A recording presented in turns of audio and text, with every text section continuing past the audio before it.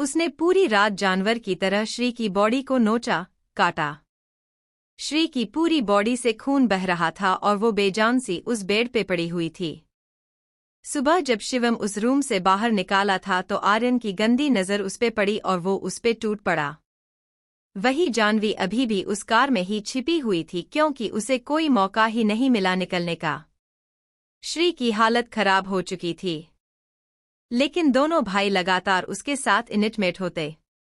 एक दिन बाद जब विशाल वहां वापस आया तो उसे अपने बेटों की करतूत के बारे में पता चला, लेकिन जब उसने बिना कपड़ों के श्री को वहां पड़े देखा तो उसकी भी नीयत डोल गई और उसने भी श्री के साथ वही सब किया। इन सब को सहते सहते श्री की हिम्मत टूट चुकी थी। वो बेजान सी उस बेड पे पड़ी हुई थी। उस रात को विशाल के जाने के बाद श्री उस बेड पे अधमरी हालत में थी। वही उसकी हालत देख के कोई और लड़की भी थे उस रूम में जो खुश हुए जा रही थी। ये और कोई नहीं, समीरा ही थी। जानवी को उस रात कार से निकलने का मौका मिला, लेकिन इतने टाइम से भूखा रहने की वजह से उसकी भी हालत खराब हो रही थी, लेकिन फिर भी खुद को संभगते हुए वो आगे बढ़ रही थी, सबकी नज़रों से बच के। जानवी उस घर में छुपते हुए हर जगह श्री को ढूंढ रही थी। लास्ट में उसे जब विशाल अपने कपड़े लेके रोक से बाहर आता दिखाते उसका दिल धक से रह गया, लेकिन उसने अपनी उम्मीद नहीं टूटने दी और आगे बढ़ी। लेकिन अंदर का नजारा देख के उसकी आंखें झरने की तरह बहने लगी। वो खुद को संभालते हुए श्री के पास गई और उसको उठने लगी।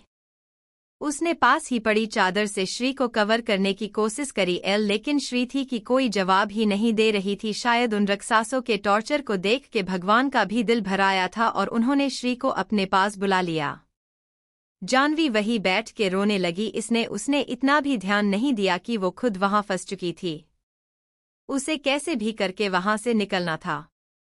उस रात उस जगह पे विशाल के साथ दुबई का शेख अब्दुल्ला भी आया था, जो कि उसका पार्टनर था सारे इल्लीगल कामों में। जानवी वहां से निकल रही थी कि अचानक ही विशाल के आदमियों की नज़र उस पे पड़ी और वो पकड़ी गई। श्री उन तीनों की दरिंदगी को बर्दाश्त करते करते इस दुनिया को अलविदा बोल चुकी थी। जानवी उस हेल में फंस चुकी थी। वो खुद को संभालते हुए वहां से जाने लगती है कि विशाल के आदमी उसे पकड़ लेते हैं। उस दिन विशाल के साथ दुबई के शेख अब्दुल्ला भी वहां आया हुआ था। जब जानवी को विशाल के सामने लाया गया था तब आर्यन और शिवम दोनों ही उसे पहचान गए थे और उसको ललचाई नजरों से देख रहे थे, लेकिन शेख उसे देख के अपना ईमान खो चुका था। वो जानवी को बहुत ही गंदी नजरों से देख रहा था। वो विशाल को जानवी के बदले मुंह मांगी रकम देने को भी तैयार था और ये विशाल के लिए बहुत ही फायदे का सौदा था, इसलिए से भी तैयार था। वैसे भी उसे जानवी से कोई लेना देना नहीं था। शेख अगले दिन वापस जाने वाला था। जानवी को वही कैद कर दिया गया था। अब तो जानवी बस भगवान से ही प्रे कर सकती थी उसे उन दरिंदों से बचने के लिए। वही कबीर और मिहिर उन दोनों को पागलों की तरह ढूंढ रहे थे। जानवी ने अपना फोन स्विच ऑफ होने से पहले ही उस जगह की लोकेशन को मिहिर के पास शेयर कर दिया था, लेकिन वो श्री के बारे में कोई इन्फॉर्मेशन नहीं दे पाई थी। मिहिर भी अपनी जान को बचाने के लिए दुबई के लिए रवाना हो जाता है। वो कबीर की जान को खतरे में नहीं डालना चाहता था, इसलिए उसने श्री का बहाना बना के उसको वही छोड़ दिया। वही अक्षत और विराज अब भी इंडिया में ही थे क्योंकि अक्षत के दादाजी की जान जा चुकी थी। मिहिर ने दुबई पुलिस की भी हेल्प ली थी क्योंकि वो काफी पावरफुल फैमिली से बिलोंग करता था, इसलिए पुलिस भी उसकी हेल्प करने को रेडी थी। वही रात को सभी अपने अपने रूम में चले जाते हैं। शिवम जब अपने रूम में जाता है तो उसके रूम में समीरा एक हॉट सी नाइटी पहने उसका इंतजार कर रही थी।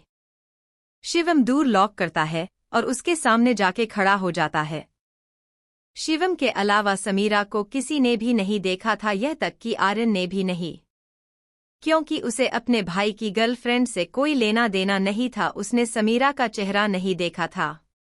समीरा अदाओं के साथ चलके शिवम के पास आती है और अपने हाथों को उसकी चेस्ट पे चलत हुए उसकी शर्ट के बटन खोल देती है और उसकी शर्ट को उसकी बॉडी से अलग कर देती है।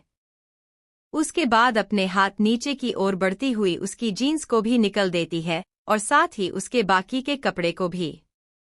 शिवम बिना किसी रिएक्शन के उसके सामने खड़ा रहता है। समीरा अपने घुटनों पे बैठ जाती है और उसकी हार्डनेस को सक करने लगती है। शिवम उसके सिर को सहलाता रहता है। कुछ ही सेकंड्स में वो अपना कंट्रोल खो चुका था। वो समीरा को एक झटके से खड़ा करता है और बेड पे फेंक देता है और उसके ऊपर आके उसकी नाइटी को फाड़ के उसकी बॉडी से अलग कर देता है। थोड़ी देर में उस रूम में समीरा की सिसकियां गूंजने लगती है। पूरी रात वो ना जाने कितनी ही बार इनिटमैट होने हैं। सुबह जब दोनों की नींद खुलती है तो दोनों बिना कपड़ों के एक एक दूसरे से चिपक के सोए हुए थे।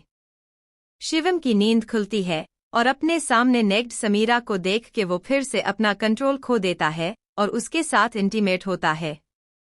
उसके शुरू होते ही समीरा की भी नींद खुल जाती है और वो भी उसका पूरा साथ देती है।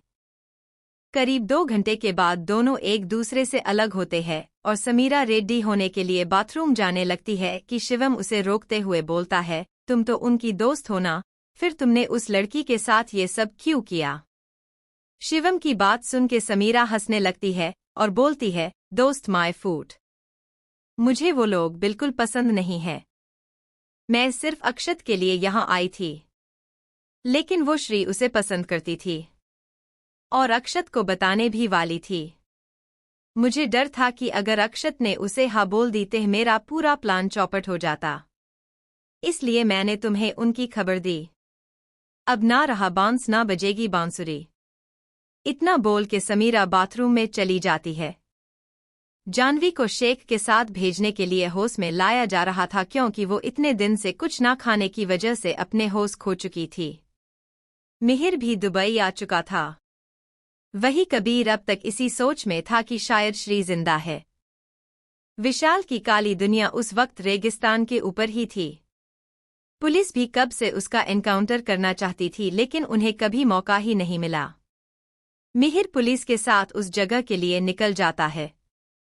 वो कोई भी रिस्क नहीं लेना चाहता था क्योंकि जानवी और श्री उसके अकॉर्डिंग अब भी अंदर ही थी। जानवी को होश में लाया जाता है और उसे शेख के साथ जाने को रेडी कर दिया जाता है। जानवी मन ही मन मिहिर को याद किए जा रही थी और अपने छोटे भाई बहन को भी, रिवान और निकिता को। शेख जानवी को लेकर अपनी कार में बैठ जाता है लेकिन वो वहां से निकल पाता उससे पहले ही वहां पे दुबई पुलिस ने अटैक कर दिया था। विशाल और शेख के आदमी पुलिस वालों के साथ टक्कर लेने लगते हैं। लेकिन पुलिस पहले से ही पूरी तैयारी के साथ आई थी। उसने तो एयरफोर्स की भी मदद की थी और कुछ स्पेशल कमांडो को भी इस मिशन में शामिल किया गया था। कुछ ही देर में पुलिस ने उन सभी को मौत की नींद सुला दिया। इसमें कुछ पुलिस वाले भी अपनी जान को गंवा चुके थे। मिहिर भी पुलिस के साथ वहां आया था। शेख जानवी को लेके वहां से जाने लगता है दूसरे रास्ते से, लेकिन मिहिर भी अपनी गन को शेख पे पॉइंट कर देता है। शेख बिना हथियारों के था। मिहिर उसे जानवी को छोड़ने को बोलता है। शेख अपनी जान के बदले जानवी को देने को रेडी था। वही विशाल और बाकी उसके दोनों लाडले और समीरा सीक्रेट डोर से अपने चॉपर से वहां से निकलने में कामयाब होते हैं। जानवी खुशी से मिहिर के पास जाने लगती है लेकिन श्री के बारे में याद आते ही वो बिलख के रो पड़ती है। मिहिर भी उसकी हालत समझ के उसे खुद से चिपका लेता है। शेख को पुलिस घेर चुकी थी। पुलिस उसको पकड़ने के लिए उसके पास जाने लगती है कि शेख को जानवी पे बहुत गुस्सा आता है क्योंकि उसे ये सब जानवी की वजह से ही झेलना पड़ता है। वो जानवी को शूट करने के लिए गन उठता है लेकिन जानवी उसे देख लेती है और वो भी पास में पड़ी गन से शेख पे शूट कर देती है। साथ ही पुलिस भी अपनी गन से शूट करती है। लेकिन जानवी की गोली से ही उस शेख की मौत हुई थी। अचानक ही उस जगह पे ब्लास्ट होने लगते हैं। क्योंकि विशाल के सारे काले कारनामों के सबूत उस जगह थे इसलिए उसने सिस्टम ऑन कर दिया था कि उसके जाने के बाद ही वो जगह ब्लास्ट हो जाएगी। सब लोग वहां से बाहर जाने लगते हैं, मिहिर और जानवी भी। एक और जोरदार धमाका होता है और उसके साथ ही सब लोग उधर उधर हो जाते हैं। उस रेगिस्तान में सबकी बॉडी इधर उधर हो जाती है। लेकिन मिहिर, जानवी और कुछ पुलिस वाले भी बच गए थे। मिहिर को लगा कि उसने जानवी को खो दिया क्योंकि वहां जितने भी लोग थे सब मारे गए थे। इसलिए उसने अपनी मौत की झूठी खबर सबको दी। लेकिन जानवी बच गई थी और बहुत टाइम तक वो हॉस्पिटल में रही थी। तकरीबन 1 साल के बाद उसको होश आया था। उसके बाद उस पे शेख के मर्डर का इल्जाम लगा क्योंकि शेख दुनिया की नज़रों में शरीफ आदमी था। जानवी को उम्मीद थी कि मिहिर जिंदा है, लेकिन जब तक केस था तब तक वो दुबई नहीं छोड़ सकती थी।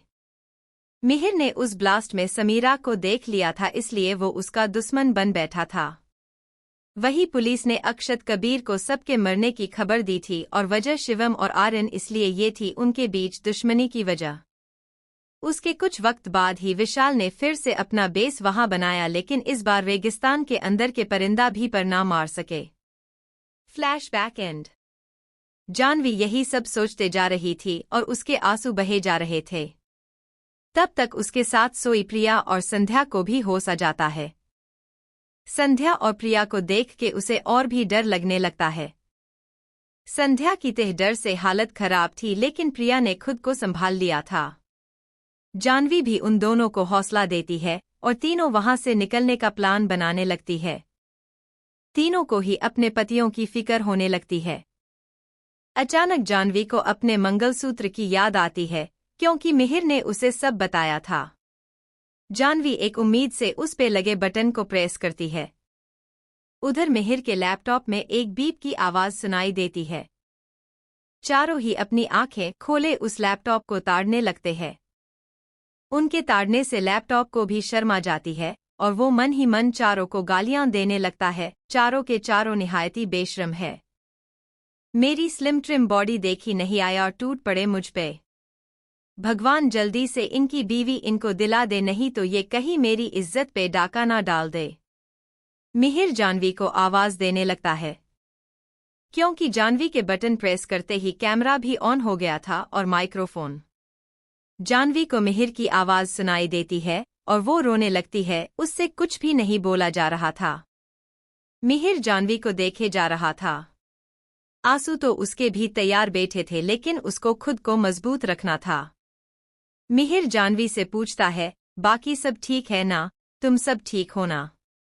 उन कमीनों ने तुम्हें हाथ तक नहीं लगाया ना? जानवी ना में जवाब देती है।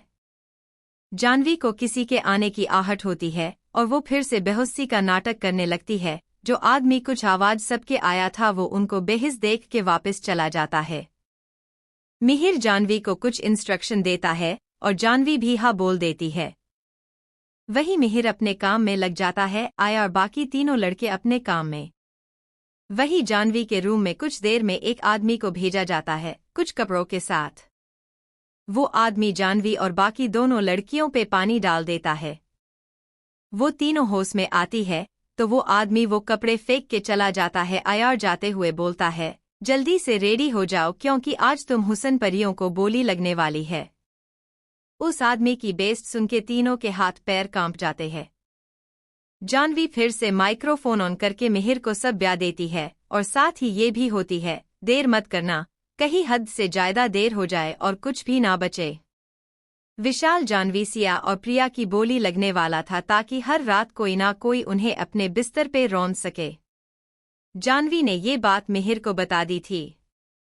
जानवी की बात सुन के मिहिर को भी डर लगने लगा था कि कहीं एक बार देर ना हो जाए और वो जानवी को हमेशा के लिए खो दे। वही बैठे विराज, अक्षत और कबीर ने भी ये बात सुन ली थी। सबके चेहरे पे टेंशन साफ दिखाई दे रही थी। मिहिर जानवी को बोल दो, हम उन्हें टाइम से लेने आ जाएंगे, अपनी जाने की तैयारी कर ली। कल होगा विशाल की काली दुनिया का अंत। इतना बोल के अक्षत वहां से चला जाता है। जानवी, संध्या और प्रिया का डर के मारे बुरा हाल था। ऐसा ही कुछ हाल चारों लड़कों का था, लेकिन उन्होंने अपने चेहरे को बिल्कुल कठोर बना रखा था। विशाल के बेस पे जानवी और प्रिया संध्या को संभालने में लगे थे क्योंकि उसे तो हर छोटी बात पे डर लगता था और आज तो उनकी बोली लगने वाली थी। हम लड़कियों के लिए उनकी इज्जत ही सबसे बड़ी पूंजी होती है और अगर कोई उस पे हाथ डाले तो फिर आप सब भी समझ सकते हैं क्या बीतती है। उन तीनों को अपने प्यार पे भरोसा करना था कि वो लोग जरूरी आएंगे। जानवी उन कपड़ों को उठा लेती है और अपने आंसू पोंछ के प्रिया और संध्या को पास कर देती है। उनके पास रेडी होने के अलावा और कोई ऑप्शन भी तो नहीं था। उस पूरे बेड पे एक भी लड़की नहीं थी उन तीनों के अलावा। उन्हें डर था कि अगर उन्होंने उन लोगों की बात नहीं मानी तो कहीं वो उनके साथ जबरदस्ती ना करने पे आ जाए। तीनों खुद को मजबूत करके उन कपड़ों को पहन लेती है। वो कपड़े 2 पीस थे और हद से ज्यादा रिवेलिंग भी। लेकिन उनके पास कोई चारा भी नहीं था। वही चारों लड़के भी विला से बाहर आते हैं और अपनी अपनी बुगाती को दुबई की सड़कों पे दौड़ा देते हैं। कुछ ही देर में वो एक खाली जगह पहुंचते हैं जहां पहले से ही चॉपर रेडी था। चारों अपने अपने कार से बाहर आते हैं और आगे बढ़ जाते हैं। अक्षत के आदमी पहले ही वहां खड़े थे। अक्षत अपने आदमियों को कुछ इंस्ट्रक्शन देता है और उसके बाद वो चारों चॉपर में बैठ के वहां से निकल जाते हैं। विशाल के बेस में एक आदमी तीनों लड़कियों को लेने को आता है। उस आदमी के मुंह में उन तीनों को देख के ही पानी आ जाता है। लेकिन अफसोस वो कुछ कर नहीं सकता था क्योंकि उसके बॉस का ऑर्डर जो था। तीनों लड़कियां अपनी आंखों में एक आग लिए आगे बढ़ती है। अब उनके चेहरे पे कोई डर नजर नहीं आ रहा था। थोड़ी देर में वो तीनों एक हाल जैसी जगह पे थी। तीनों ने एक दूसरे का हाथ पकड़ा हुआ था। उस पूरे हॉल में दुबई और बाकी जगहों से आए आदमी बैठे हुए थे और उनको हवस भरी नजरों से घूर रहे थे। लेकिन वहां बैठे किसी भी आदमी में उतनी हिम्मत नहीं हो रही थी कि वो उन तीनों लड़कियों से नजरें तो मिला पाए। वो कहते हैं ना को जब बात हमारी इज्जत पे आती है तो हम चंडी भी बन जाते हैं। वहीं पे एक किंग साइज सोफे पे विशाल बैठा हुआ था और उसके अगल बगल उसके दोनों लाल पीले बैठे थे। शिवम और आर्यन की तो उनको देख के ही पेंट गीली हो चुकी थी। लेकिन अफसोस उनका कनेक्शन सिस्टम तो उनकी बॉडी से पहले ही अलग हो चुका था। हाल इन बैठा एक बूढ़ा आदमी तीनों लड़कियों को देखते हुए बोलता है, मिस्टर विशाल माल तो बिल्कुल जहर है, लेकिन हम देखना चाहेंगे कि कितनी आग है इन तीनों में। ऐसा रूखा सूखा कुछ पसंद नहीं आ रहा है। एक डांस हो जाए इन तीनों हसीनों का। क्यों नहीं आरिफ साहब, बिल्कुल जैसा आप चाहे, विशाल जवाब देता है। तीनों लड़कियां विशाल की ओर मुड़ती है और तीनों एक आग के साथ बोलती है, तुमने अपनी जिंदगी की सबसे बड़ी गलती कर दी हमें हाथ लगा के। आज तुम्हारा अंत होगा और तुम्हारी इस काली दुनिया का भी। आज हम तीनों नाचेंगे और जरूर नाचेंगे। लेकिन तुम कमीनों के लिए नहीं, अपने यार के लिए, अपने प्यार के लिए, दिलदार के लिए। Background music. कब आओगे, कब आओगे, कब आओगे? जिस्म से जान जुदा होगी क्या तब आओगे? तीनों लड़कियां एक दूसरा का हाथ छोड़ती है और जानवी बीच में और संध्या और प्रिया उसके साइड में खड़े होके लिरिक्स गाती है और डांस करने लगती है। देर ना हो जाए, कहीं देर ना हो जाए, देर ना हो जाए, कहीं देर ना हो जाए। आजा रे कि मेरा मन घबराए। देर ना हो जाए, कहीं देर ना हो जाए। हो देर ना हो जाए, कहीं देर ना हो जाए। वही चौपर में चारों को ही एक अलग सी बेचनी हो रही थी। पता नहीं इस इश्क में क्या कमाल होता है। दर्द में महबूब होता है और दर्द हमारे सीने में उठता है। चौपर बेस से कुछ दूर रुकता है और अक्षत, विराज और कबीर स्नाइपर और AK-47 के साथ बाहर आते हैं। मिहिर चौपर में ही होता है क्योंकि उसका काम वही का था। कहा हैरोन के महफिल यही सब पूछते हैं, कहा हैरोन के महफिल यही सब पूछते हैं, कहा हैरोन के महफिल यही सब पूछते हैं। बरहा तेरे ना आने का सबब पूछते हैं। देर ना हो जाए, कहीं देर ना हो जाए। हो देर ना हो जाए, कहीं देर ना हो जाए। हाल में आए सारे दरिंदे एक एक करके अपनी सीट से खड़े हो जाते हैं और उन लड़कियों के पास जाके उन्हें छूने की कोशिश करने लगते हैं। लेकिन वो छू पाए उससे पहले ही तीनों उस जगह से हट जाती। तीनों की ही आंखें में दर्द का सैलाब उमड़ आया था। हर बात का वक्त मुकर्रर है। हर काम की शात होती है, हर काम की शात होती है। पर वक्त गया तो बात गई। बस वक्त की कीमत होती है। देर ना हो जाए, कहीं देर ना हो जाए। आजा रे कि मेरा मन घबराए। देर ना हो जाए, कहीं देर ना हो जाए। अक्षत के आदमी भी वहां पहुंच चुके थे और सबके पास न्यू एडिशन के हथियार थे। सब लोग अपने अपने खिलौने के साथ आगे बढ़ने लगते हैं। चॉपर में बैठे मिहिर ने भी अपना काम स्टार्ट कर दिया था। उसने विशाल के पूरे सिक्योरिटी सिस्टम को हैक करके तोड़ दिया था और अब वो वहां के सीसीटीवी को हैक करने में लगा हुआ था। सारे आदमी और अक्षत, विराज और कबीर सब लोग मिहिर के साथ कनेक्टेड थे। रास्ता रोका कभी काली घटा ने, घेरा डाला कभी बैरन हवा ने। रास्ता रोका कभी काली घटा ने, घेरा डाला कभी बैरन हवा ने। बिजली चमक के लगी आंखें दिखाने, बिजली चमक के लगी आंखें दिखाने। बदले है कैसे कैसे तेवर फजाने, बदले है कैसे कैसे तेवर फजाने। मिहिर ने सबको सिस्टम ब्रेक होने का सिग्नल दे दिया था। सारे लड़ाक अपनी अपनी पोजीशन ले लेते हैं और आगे बढ़ने लगते हैं। उनके रास्ते में जो भी आ रहा था उसको सब्जी मूली की तरह काट रहे थे। सारे वादे इरादे बरसात आके हो, सारे वादे इरादे बरसात आके धो जाती है। मैं देर करता नहीं, देर हो जाती है। मैं देर करता नहीं, देर हो जाती है। देर ना हो जाए कहीं देर ना हो जाए। आजा रे कि मेरा मन घबराए, देर ना हो जाए कहीं देर ना हो जाए। वही इन सब से बेखबर विशाल का है कर तो डांस को एंजॉय कर रहा था। उन्हें खबर ही नहीं थी कि उनके बाप आ रहे हैं।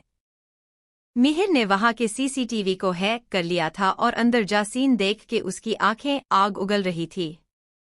उसने अक्षत और उसकी टीम को इंस्ट्रक्शन दिए कि उन्हें कहां से और कैसे जाना है, किस जगह पे कितना खतरा है। दिल दिया एतबार की हद थी, जान दी तेरे प्यार की हद थी। मर गए हम खुली रही आंखें, ये तेरे इंतजार की हद थी। हद हो चुकी है आजा, जान पर बनी है आजा। महफिल सजी है आज के, तेरी कमी है आजा। तीनों लड़कियों की आंखों से आंसू बहे जा रेज थे, क्योंकि वो लोग उन्हें बहुत ही बुरी तरह से छूने की कोशिश कर रहे थे। देर ना हो जाए कहीं देर ना हो जाए, हो देर ना हो जाए कहीं देर ना हो जाए। आजा वे माही तेरा रास्ता उड़ीक दियान, आजा वे माही तेरा रास्ता उड़ीक दियान। रास्ता उड़ीक दियाम, रास्ता उड़ीक दियाम। आजा वे माही तेरा रास्ता उड़ीक दियान। आजा वे माही, आजा वे माही तेरा रास्ता उड़ीक दियान। अक्षत के सारे आदमी में हाउस तक पहुंच चुके थे। मिहिर ने पहले ही अंदर की सारी सिचुएशन बता दी थी। उसने में दूर की सिक्योरिटी सिस्टम जो हैक करके ब्रेक कर दिया। अंदर जो भी गुंडा आदमी उनके सामने आ रहा था वो उसको वही भून रहे थे। डर से हत्ती नहीं नजर आजा, आजा दिल की पुकार पर आजा। देर करना तेरी आदत थी सही, देर से ही सही मगर आजा, देर से ही सही मगर आजा। आजा वे माही, आजा वे माही तेरा रास्ता उड़ीक दियान। आजा आजा, आजा वे माही तेरा रास्ता उड़ीक दियान। आजा वे माही, आजा वे माही तेरा रास्ता उड़ीक दियान। रास्ता उड़ीक दियाम, रास्ता उड़ीक दियाम। आजा वे माही तेरा रास्ता उड़ीक दियान। आजा वे माही, आजा वे माही तेरा रास्ता उड़ीक दियान। आजा वे माही तेरा रास्ता उड़ीक दियान। आजा वे माही तेरा रास्ता उड़ीक दियान। तीनों लड़कियों के सबर का बांध टूट जाता है और तीनों डांस बंद करके एक दूसरे को पकड़ के रोने लगती है। उन तीनों को यूं रोता देख के विशाल जोर जोर से हंसने लगता है और फिर उनके पास आके बोलता है, क्या हुआ तुम्हारे यार, तो दिख नहीं रहे, कहीं उनका मन तो नहीं भर गया तुमसे? चलो कोई नहीं, वो नहीं तो ये सही, इन लोगों को अब तुम खुश करोगी और ये मुझे। इतना बोल के विशाल रावण की तरह हंसने लगता है। लेकिन अचानक ही दूर खुलता है और उसके 10 मिनट के बाद सिचुएशन कुछ ऐसी होती है कि विशाल की कुर्सी पे अक्षत अपने एक पैर पे दूसरा पैर चढ़ाए बैठा था और उसी साथ ही विराज और कबीर भी। और विशाल और उसकी पूरी पलटन फर्श पे पड़ी हुई थी और सबके मुंह से खून बह रहा था। हुआ ये था कि अंदर बहुत सारे लोग थे और उनके ऊपर एक साथ अटैक करना मुश्किल था। इसलिए कबीर ने अपने साथ लाए एक केमिकल का यूज करके उन्हें 10 मिनट के लिए बेहोश कर दिया। वही अपने अपने प्यारे पतियों को देख के संध्या और प्रिया की आंखों में चमक आ जाती है। वो केमिकल आंखों से रिएक्ट करता था, इसलिए मिहिर ने जाह्नवी को पहले ही बता दिया था। जाह्नवी, संध्या और प्रिया ने अपनी आंखें को कवर कर लिया था। वही बाकी सब बेहोश हो चुके थे। जाह्नवी अपने भाई को देख के उसे गले से लगा लेती है। मिहिर बाहर ही रहेगा ये जाह्नवी को पता था। वही कबीर संध्या को और विराज प्रिया को अपनी बाहों में भर लेता है। जाह्नवी ने अक्षत को बता दिया था कि सिया यहाँ नहीं है। ये सुन के अक्षत को एक धक्का लगता है, लेकिन उसे अभी खुद को मजबूत रखना था। वो तीनों लड़कियों को बॉडीगार्ड्स के साथ वहां से बाहर भेज देता है। उन कुछ मिनटों में बॉडीगार्ड्स ने उस जगह आए उन सब लोगों का चिरहरण कर दिया था। 10 मिनट के बाद सबको होश आता है तो सबकी आंखों से खून निकल रहा था और पूरी बॉडी पे कट के मार्क्स थे। उनके हाथ उनकी बॉडी से अलग कर दिए थे, क्योंकि इन्हीं से उन्होंने उनकी जान को हाथ लगाया था।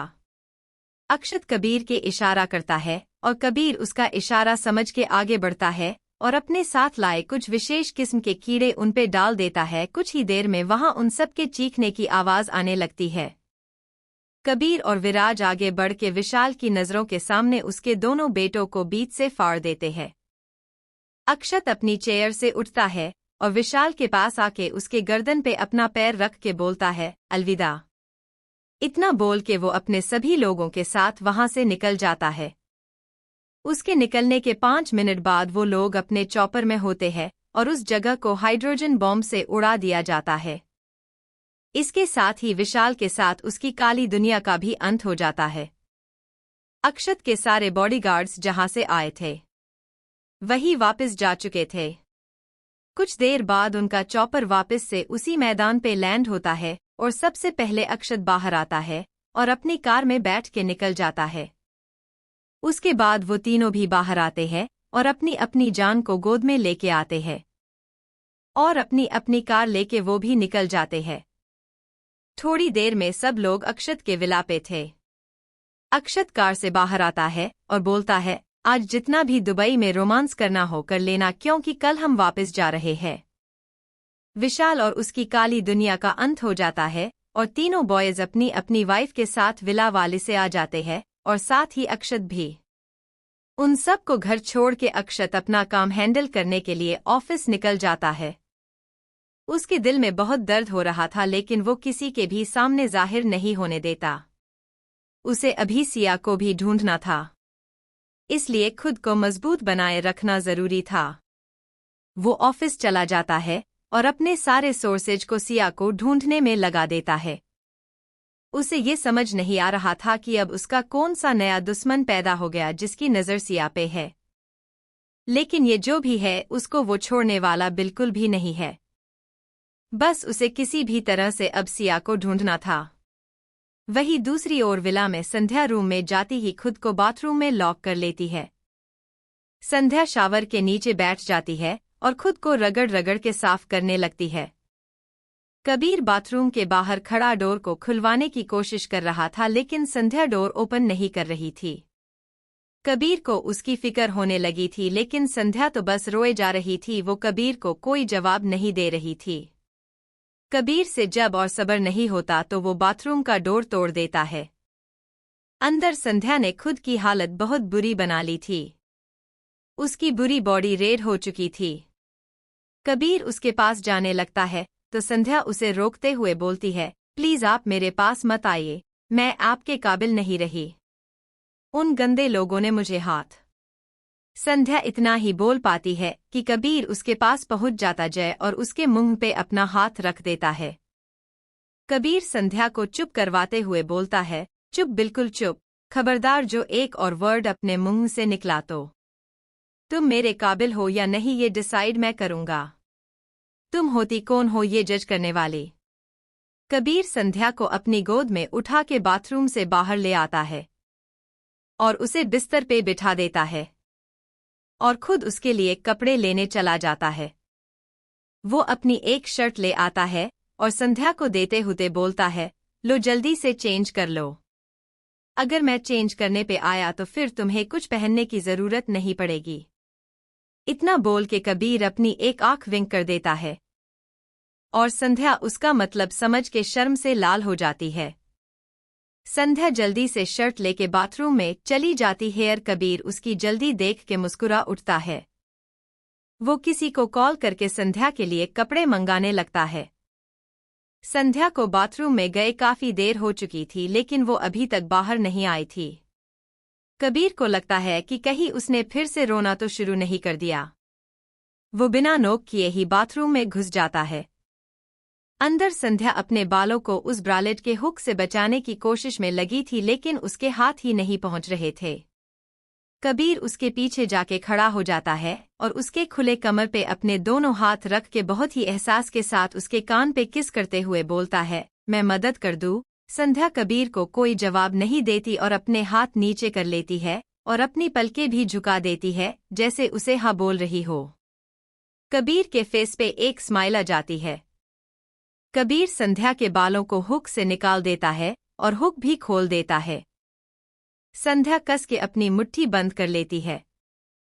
कबीर अपने दांतों से ही उसके ब्रालेट के स्ट्रिप को उसके कंधे से सरका देता है, उसके कंधों पे अपने होठ रख देता है। संध्या भी खुद को कबीर की बाहों में ढीला छोड़ देती है। कबीर उसके ब्रालेट को निकाल के फेंक देता है और उसके दोनों ब्रेस्ट पे अपने हाथ रख के उन्हें दबाने लगता है। कबीर के हर एक मूव से संध्या मचलने लगी थी और एकदम से पलट जाती है और कबीर के गले लग जाती है। कबीर भी कस के उसे अपनी बाहों में भर लेता है। कबीर संध्या को गले लगाए ही अपने हाथ को नीचे ले जाने लगता है और उसके बचे कपड़े भी उतार देता है। संध्या अपनी आंखें बंद कर लेती है। कबीर उसे बाहों में उठा के उसे रूम में ले आता है और बिस्तर पे लिटा देता है। कबीर अपने सारे कपड़े उतार देता है और संध्या के ऊपर आ जाता है। कबीर संध्या की बॉडी के हर एक पार्ट पे अपने होठ रख के उनमें अपना एहसास छोड़ने लगता है। थोड़ी देर वो दोनों अपने प्यार के समुंदर में गोते लगा रहे होते हैं और उस पूरे रूम में संध्या की सिसकियां गूंज रही थी और कबीर उसे अपने प्यार का एहसास करा रहा था। मिहिर और जानवी के रूम में जानवी मिहिर के गले लग के रोए जा रही थी। उसे अब भी डर लग रहा था।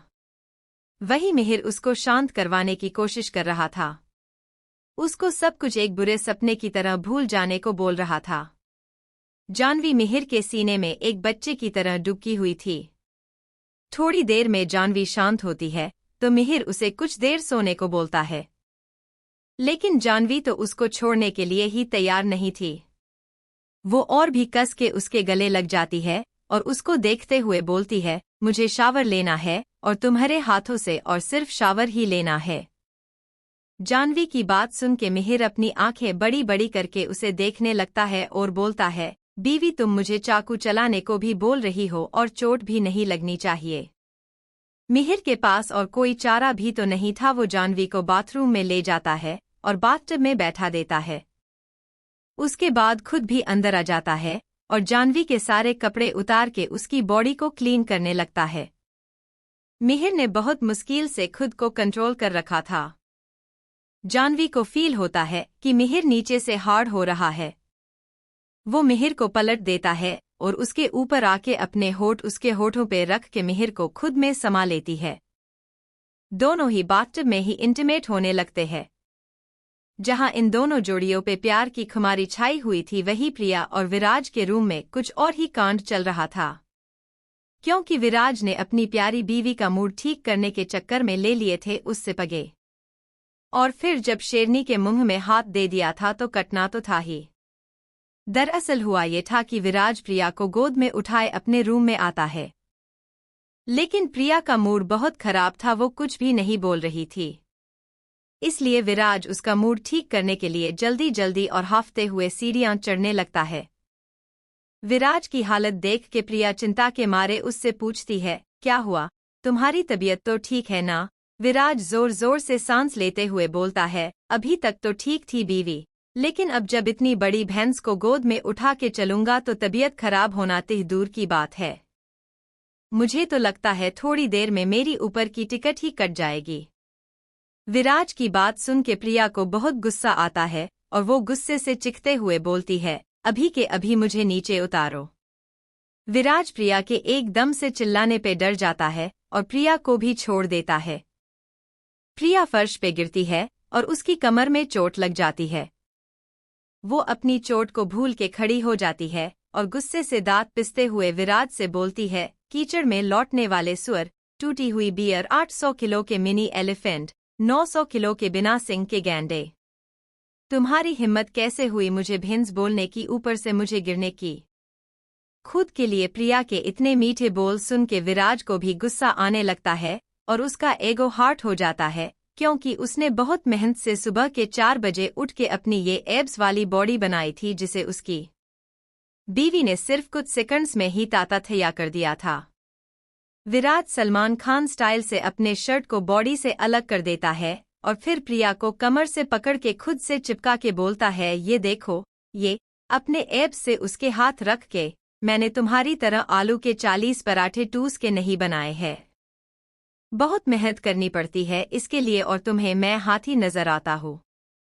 प्रिया विराज की बातों का कोई जवाब नहीं देती क्योंकि उसकी कमर में दर्द हो रहा था, उसके चेहरे पे भी दर्द उभर आया था।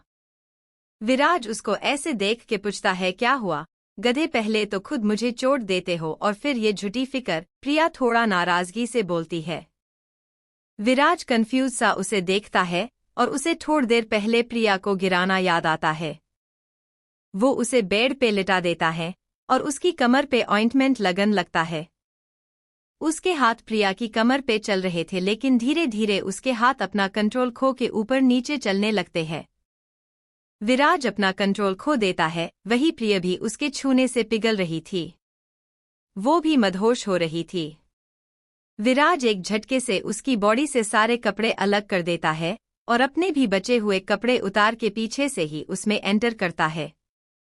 थोड़ी देर के बाद दोनों ही थक के एक दूसरे को बाहों में भर के सो जाते हैं। नेक्स्ट डे सब लोग एयरपोर्ट पे होते हैं। अक्षत रात भर विला नहीं आया था, वो डायरेक्ट एयरपोर्ट ही आ जाता है और थोड़ी देर में सब लोग इंडिया के लिए उड़ान भर लेते हैं। सब लोग अक्षत की हालत समझ रहे थे, इसलिए कोई भी ज्यादा सवाल नहीं करता। कुछ घंटों की उड़ान के बाद वो इंडिया पहुंच जाते हैं और एयरपोर्ट से बाहर आके सब लोग अपनी कार में सवार होकर सिंघानिया पैलेस के लिए निकल जाते हैं। ये लोग तो आ गए इंडिया। अब अक्षत शुरू करेगा अपनी जान की खोज। शुरू तो पहले ही कर दिया उसने, लेकिन अब रिजल्ट भी तो लेके आना है। सब लोग इंडिया वापस लैंड करते हैं और एयरपोर्ट से अपनी अपनी कार में सवार होके सब लोग सिंघानिया पैलेस के लिए निकल जाते हैं। थोड़ी देर में सब लोग घर में होते हैं। इतने दिन अपनी बच्चियों से दूर रह के सना जी की भी आज आंखें छलक आई थी। वो कस के तीनों को गले लगा लेती है। वही सिया की मॉम पारुल और उसके पापा विवेक जी की हालत बहुत बुरी थी, लेकिन साथ ही साथ उन्हें इस बात की चिंता नहीं थी कि उनका दामाद उनकी बेटी को ढूंढ लाएगा। सब लोग जानवी, संध्या और प्रिया से मिलते हैं।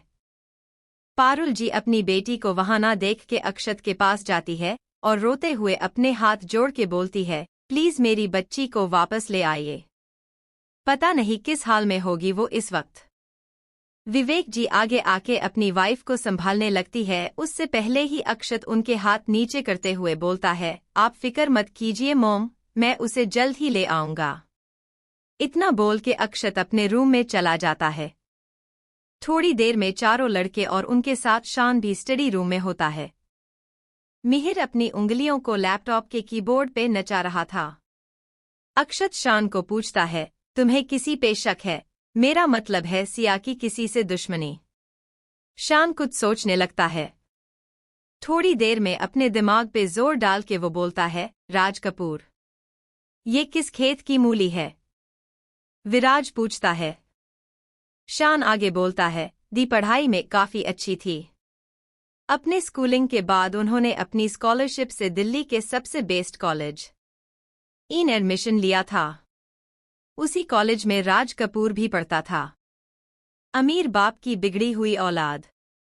शुरू के पहले 2 साल सब ठीक था, लेकिन लास्ट ईयर में राज पहले लंदन में पढ़ता था। जब दी लास्ट ईयर में थी तभी ये राज ने एडमिशन किया था। दी को कॉलेज में सिर्फ पढ़ाई से मतलब था। वही राज को उसके पुराने कॉलेज से रस्टिकेट किया गया था और अपने बाप के पैसे से उसने एडमिशन किया था। राज दी को देखने भर से ही उनका दीवाना बन चुका था। उसने दी से बहुत बार दोस्ती की कोशिश की थी लेकिन दी हर बार रिजेक्ट कर देती थी। राज हर वक्त दी के साथ ही रहना चाहता था, इसलिए उसने टीचर को बोल के खुद को दी को पढ़ने के लिए बोल दिया था। एक दिन उसे लाइब्रेरी में पढ़ा रही थी और उस वक्त राज ने अपने लोगों को बोल के सबको वहां से भगा दिया था।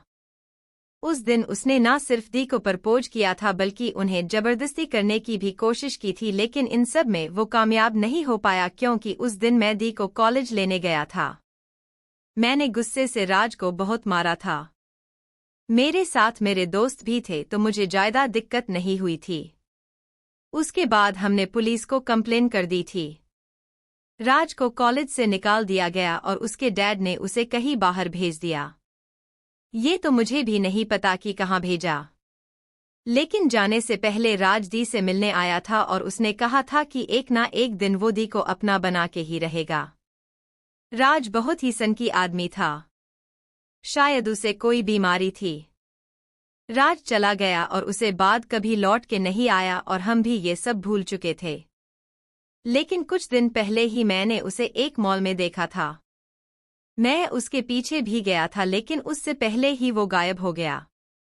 शान अपनी बात खत्म करता है, तभी मिहिर के बोलने की आवाज आती है।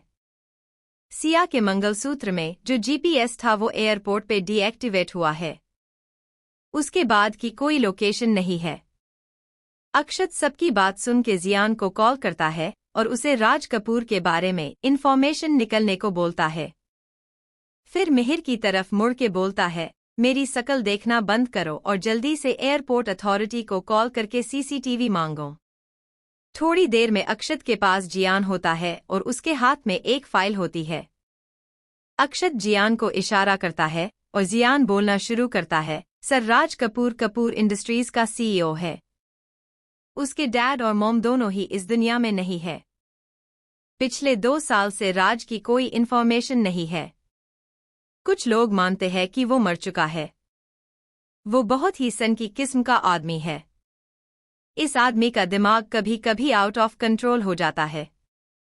18 साल की उम्र में एक बार इसने अपनी मदर की नहाते हुए वीडियो बना ली थी जिसपे इनके फादर ने इनको लंदन भेज दिया था। वही मदर ने इनको थप्पड़ मार दिया था, इसलिए इन्होंने पास ही रखे चाकू से अपनी मदर का खून कर दिया और बाप ने अपनी झूठी इज्जत की वजह से बेटे को बचा लिया। और सर उस आदमी को आयुर्वेद में बहुत दिलचस्पी है और ये इसमें जीनियस भी है। ये आदमी तो कमीनों का सरदार निकला, कबीर बोलता है। अक्षत जियान को ऑर्डर देते हुए बोलता है, रॉकी को अपने साथ लो और राज की इन्फॉर्मेशन निकलवाओ। तब तक मिहिर ने भी एयरपोर्ट का सीसीटीवी मंगवा लिया था। सब लोग ध्यान से फुटेज देखने लगते हैं लेकिन उन्हें कहीं भी सिया दिखाई नहीं दे रही थी। तभी विराज एक कैमरा को पोज करवाते हुए बोलता है, ये देखो। उस फुटेज में एक आदमी किसी लेडी को बुर्का पहनाए व्हील चेयर पे लेके जा रहा था। एयरपोर्ट में एंट्री करने से पहले ही वो आदमी पैकिंग में ही उस लेडी के गले से कुछ तोड़ के निकाल देता है और दूर फेंक देता है। उस वीडियो को झूम करके देखा जाता है तो वो सिया का ही मंगलसूत्र होता है। कोई भी उस आदमी का चेहरा नहीं देख पाता क्योंकि उसने अपने फेस को मास्क से कवर कर रखा था। जियान जब आगे पता करता है तो सबको पता चलता है कि राज अपने प्राइवेट जेट से सिया को लेके गया है। अब सिचुएशन ये थी कि कोई भी नहीं जानता कि राज ने लैंड कहाँ करवाया। सब लोग अपना औना दिमाग यूज करने लगाते हैं।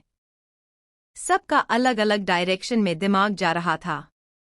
तभी रॉकी बाहर से आते हुए बोलता है, शायद केरला में है लेडी बॉस। रॉकी को आवाज सुन के सब लोग उसको घूर के देखने लगते हैं, जैसे बोल रहे हो अगर इसमें 1% भी झूठ हुआ तो तुम्हें हम जड़ी बूटियों में निचोड़ के गरम तेल में तल के सॉस के साथ खाएंगे।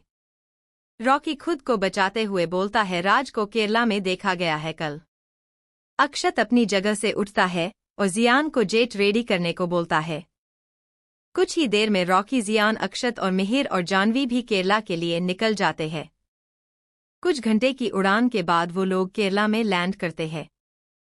एयरपोर्ट के बाहर पहले ही काफी सारी गाड़ियां उनके लिए खड़ी थी। जियान आगे बढ़ के कार का डोर ओपन करता है और अक्षत अपने खतरनाक ऑरा के साथ कार में बैठ के निकल जाता है। कार में ही रॉकी उसे बताता है कि उसके आदमियों ने राज पे नजर रखी हुई है, वो कल ही यह से जाने वाला है। वो लोग एयरपोर्ट से सीधा होटल चले जाते हैं। रात को सब लोग डिनर करके सो जाते हैं, क्योंकि रात काफी हो चुकी थी और अब जो भी होना था वो सुबह है होना था। वहीं दूसरी ओर सिंघानिया पैलेस में कबीर की हालत कुछ खस्ता हाल थी। बेचारा अपनी बीवी से प्यार करना चाहता था, लेकिन बीवी तो भाव ही नहीं दे रही थी। दरअसल हुआ ये था कि कबीर का वेट करते संध्या की नींद लग गई थी। कबीर जैसे ही आया थे उसे अपनी बीवी का चांद सा मुखड़ा नजर आया। वो संध्या को किस करने के लिए आगे बढ़ता है, लेकिन जैसे ही उसे किस करने वाला था संध्या की नींद खुल जाती है और वो किसी अनजान के डर से उसे धक्का मार देती है और कबीर सीधा फर्श पर गिर जाता है और उसके बम में चोट लग जाती है। संध्या जब कबीर का गुस्से से लाल चेहरा देखती है तो उसकी डर से हालत खराब होने लगती है। वो कबीर को उठते हुए बोलती है, सॉरी, मुझे लगा पता नहीं कौन आ गया। लेकिन कबीर तो भाव खा रहा था। फिर क्या था, संध्या भी उसको फुल पावर मोड में आके मनाने लगी, लेकिन कबीर को तो मजा आने लगा था, वो उसको तंग कर रहा था। संध्या को लगा कि शायद कबीर को काफी जोर से लग गई, इसलिए वो भी मना रही थी और मनाते हुए वो बोल देती है, पति परमेश्वर, आप जो भी मेरी गलती की सजा देंगे वो मुझे मंजूर होगी। बस फिर क्या था, कबीर को मौका मिल गया। वो मौके पे चौका मारते हुए बोला, तो फिर दिखाई बीवी, जब तुम इतना इंसिस्ट कर ही रही हो तो मैं माफ कर देता हूँ और तुम्हारी सजा ये है कि तुम्हें मेरे बम पे दवाई लगानी पड़ेगी। बेचारी हमारी भोली भाली संध्या ये भी मान लेती है। जैसे तैसे आंख बंद करके वो उसके सारे कपड़े उतार देती है और उसको दवाई लगाने को अपना हाथ आगे बढ़ती है कि उससे पहले ही उसे अपने पति का खूबसूरत चेहरा मिरर में दिखाई देता है, जो कि अपने 32 दांतों का प्रदर्शन कर रहा था। कबीर की मुस्कुराहट को देख के संध्या को सारा माजरा समझ आ जाता है और वो पास में पड़ी कबीर की बेल्ट उठा के उसके दूसरे बम को भी लाल कर देती है। कबीर दर्द की वजह से एकदम से चिल्ते हुए उठ जाता है। आयार संध्या को गुस्से से घूरने लगता है, लेकिन आज तो संध्या उसे डबल गुस्से से घूर रही थी। कबीर को भी सारा माजरा समझ आ जाता है कि उसकी इतनी भोली बीवी उतनी भी भोली नहीं है।